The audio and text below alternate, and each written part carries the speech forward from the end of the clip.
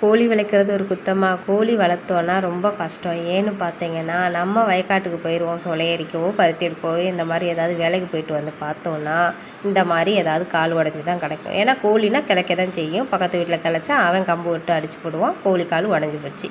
வீட்டுக்கு முன்னாடி மயங்கி கிடந்தோன்னா அதை எடுத்துகிட்டு வந்து ஒரு வெள்ளை துணியில் லைட்டாக ஈரத்தை நினச்சி அப்படியே கெட்டி விட்டாச்சு. சரின்னு சொல்லி கோழி கூட்டுக்குள்ளே போட்டு அடைச்சாச்சு.